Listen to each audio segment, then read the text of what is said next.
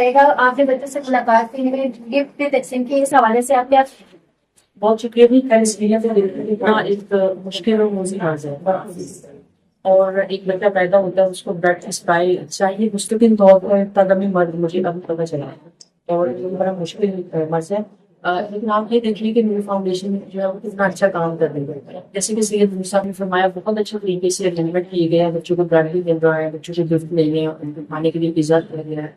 ये बहुत बड़ी बात है। देखिए थैलेसीमिया जिस बच्चे को होता है उसकी पेरेंट्स की भी मुश्किल में पड़ जाते हैं। किस तरह से वो हर 2-3 हफ्ते के बाद ब्लड अरेंज करें।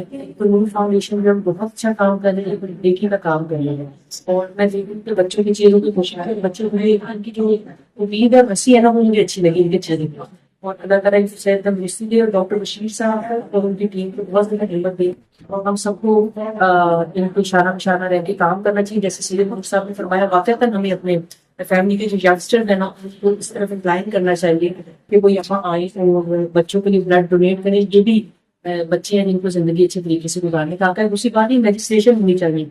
जैसे थैलेसीमिया के मर्ज के बारे में कहा जाता है कि मैरिज टेस्टिंग होना बड़ी जरूरी है ताकि जो बच्चे पैदा हुए शादी के बाद उनमें थैलेसीमिया का मर्ज ना हो। तो मुझे लगता है कि जिनकी सतह पर ये काम होना चाहिए और मीडिया को भी इस हवाले से अवेयरनेस देनी चाहिए। जी, जैसे कि डॉक्टर लुबना का कहना था कि उसने नो थैलेसीमिया की काउंसिल को सराहते हुए कहा कि इस दिन को मनाने का मकसद बच्चों को जो मौसमी बीमारियां उनके मुताबिक आगाही और शऊर फराहम करना है।